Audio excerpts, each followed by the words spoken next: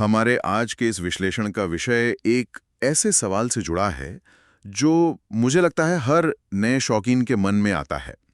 लोग कहते हैं कि उनके कबूतर के बच्चे शाम तक उड़ते हैं, लेकिन जब कोई उन्हें घर लाता है तो नतीजा कुछ और ही होता है। तो आज हम इसी की तह तक जाएंगे।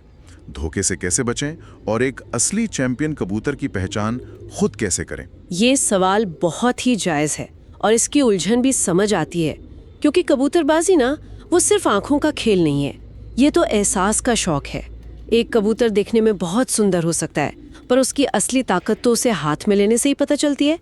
आज हम इसी एहसास पर गहराई से बात करेंगे। बिल्कुल, तो चलिए यहीं से शुरू करते हैं। मैंने जितने भी पुराने उस्तादों के बारे में पढ़ा है, एक शब्द बार बार सामने आता है, मुलायमियत। वो रंग रूप से ज्यादा इस पर जोर देते हैं। तो ये मुलायमियत है क्या चीज और ये इतनी जरूरी क्यों है? आपने बिल्कुल सही नस पकड़ी है। मुलायमियत ही समझिए सब कुछ है। ये एक अच्छे कबूतर की बुनियाद है। इसका सीधा सा मतलब है कबूतर के जिस्म का नर्म और लचीला होना। जब आप किसी आला दर्जे के कबूतर को हाथ में लेंगे ना, तो वो रेशम जैसा महसूस होगा, इतना मुलायम कि लगेगा हाथ से फिसल जाएगा। अच्छा। और वहीं दूसरी तरफ कुछ कबूतर सख्त होते हैं, जिनकी हड्डियां चुभती सी लगती हैं। हाँ, जिन्हें कुछ लोग गलती से स्मार्ट या लीन समझ लेते हैं। बिल्कुल वही। वो कबूतर असल में लंबी उड़ान के काबिल नहीं होते, खासकर गर्मी में। ये दिलचस्प बात है।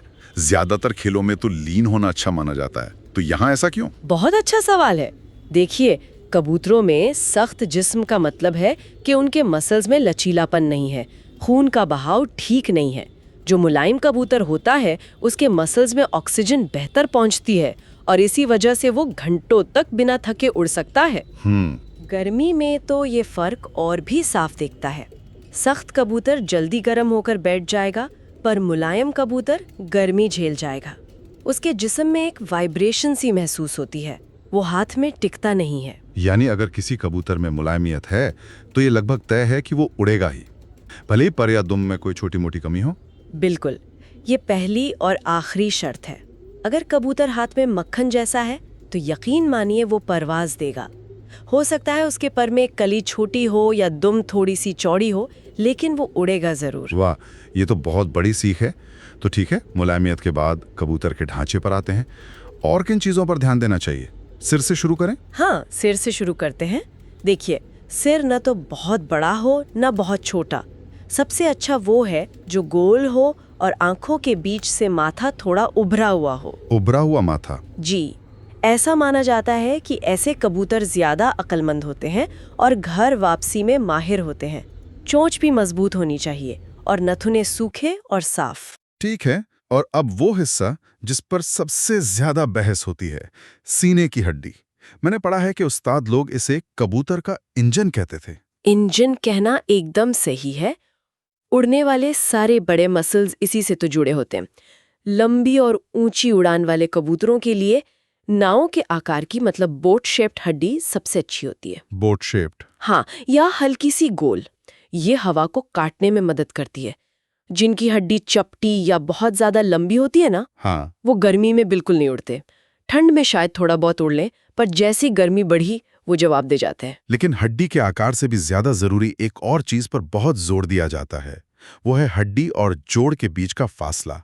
ये जोड़ क्या है और ये गैप इतना जरूरी क्यों है? आपने सबसे जरूरी सवाल पूछा है। जोड़ वो दो छोटी हड्डियां हैं जो दुम के ठीक नीचे होती हैं। वेंट बोन्स कहते हैं इन्हें। अब नियम ये है कि सीने की हड्डी का जो सिरा है वो इन जोड़ की हड्डियों में घुसा हुआ नहीं होना चाहिए। अच्छा। वो कबूतर कभी भी अच्छा उड़ने वाला नहीं बन सकता। ये एक शर्तिया बात है। ऐसे कबूतर का जो शारीरिक संतुलन है वो बिगड़ जाता है। वो उड़ते वक्त अपनी पूरी ताकत नहीं लगा पाता। मतलब 15-20 मिनट में ही हाँफ जाएगा? बिल्कुल, हाँफ कर बैठ जाएगा।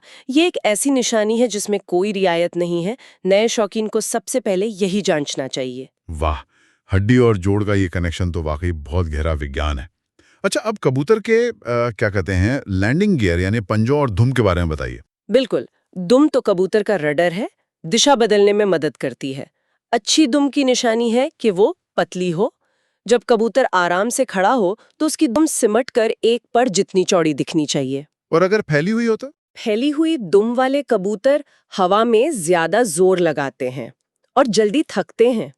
और पंजे पंजे बिल्कुल सूखे और बिना गोश्त के होने चाहिए। उन पर एक तरह की पपड़ी सी नजर आनी चाहिए। जामुनी या काले रंग के सूखे पंजे बहुत अच्छे माने जाते हैं। ये दिलचस्प है। मैंने देखा है कि कई नए शौकीन मोटे और मजबूत दिखने वाले पंजों को पसंद करते हैं। उन्हें लगता है कि ये ताकत की निशानी है। जी, ये एक बहुत बड़ी गलत फहमी है। मोटे गोश्त वाले पंजे असल में खराब ब्लड सर्कुलेशन की निशानी है। एक चैंपियन कबूतर के जिस्म पर कोई फालतू बोझ नहीं होना चाहिए। सूखे, हल्के पंजे बताते हैं कि कबूतर एकदम फिट है। समझ गया। तो अब आते हैं सबसे रहस्यमय हिस्से पर, कबूतर की आंख। मैंने 5 घेरों या 5 सर्कल्स के बारे में पढ़ा है। ये क्या चीज है? आंख वाकई कबूतर की नस्ल, उसकी अक्ल, उसकी सेहत, सबका आईना है।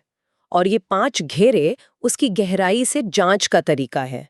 सबसे अंदर पुतली, फिर कोरिलेशन का घेरा, फिर अडैप्टेशन का घेरा, उसके बाद आइरिस और सबसे बाहर हेल्थ रिंग। ये तो बहुत ही ज्यादा टेक्निकल हो गया।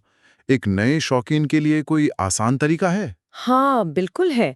एक नए शौकीन को इन 5 घेरों में उलझने की जरूरत नहीं है।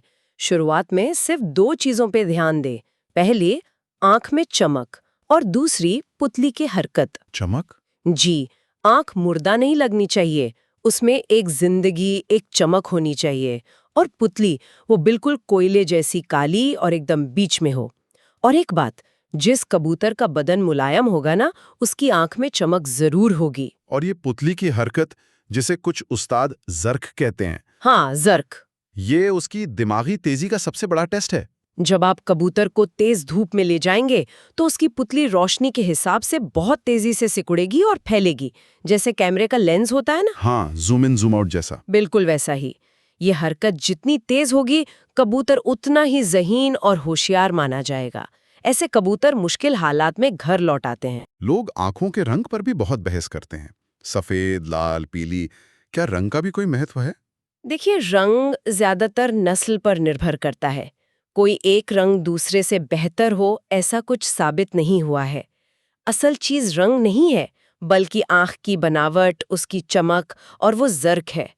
आंख का रंग कोई भी हो, अगर उसमें चमक नहीं है, पुतली मुर्दा है, तो वो किसी काम की नहीं। तो मतलब इन सारी चीजों का निचोड़ ये हुआ कि एक अच्छा कबूतर कई चीजों का मिश्रण है, लेकिन बुनियाद मुलायमियत ही है।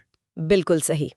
एक तजुर्बेकार शौकीन जब कबूतर हाथ में लेता है ना, तो वो कुछ सेकंड में 3 ही चीजें देखता है: पंजा, जोड़ और आंख। पंजा, जोड़ और आंख। हाँ, पंजे से फिटनेस, जोड़ से ढांचे की बनावट और आंख से अकल का पता चल जाता है।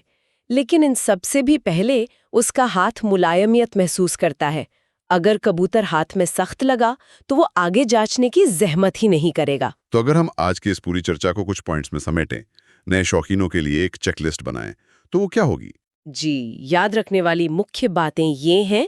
पहली और सबसे जरूरी, कबूतर को सिर्फ देखें नहीं, महसूस करें। उसकी मुलायमियत ही उसकी सबसे बड़ी खूबी है।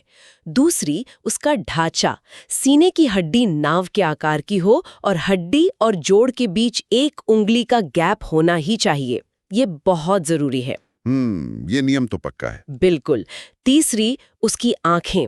आंखों में शीशे जैसी चमक और पुतली में तेज जर्क होनी चाहिए। और चौथी, उसके पंजे, सूखे, बिला गोश्त वाले और हल्के। अगर ये 4 चीजें किसी कबूतर में मिल जाती हैं तो बहुत हद तक मुमकिन है कि वो एक चैंपियन बनने की काबिलियत रखता है। तो ये थी वो निशानियां जिनसे एक अच्छे कबूतर को पहचाना जा सकता है। यकीनन आज की इस बातचीत से ये विषय बहुत साफ हो गया है। लेकिन जाते जाते एक विचार सुनने वालों के लिए छोड़कर जाती हूँ। जरूर। हमने शारीरिक बनावट की हर बारीकी पर बात की, पर उन कबूतरों का क्या जो इन पैमानों पे शायद 100% खरे ना उतरते हों, फिर भी अपनी छत पर कमाल कर जाते हैं? क्या कबूतर में जिस्मानी बनावट के अलावा भी कुछ होता है? एक दिल, एक जुनून, घर आने की जिद, जिसे ना हाथ माप सकता है ना आंखें। क्या यही वो चीज है जो एक साधारण से परिंदे को चैंपियन बना देती है? इस पर सोचिएगा जरूर।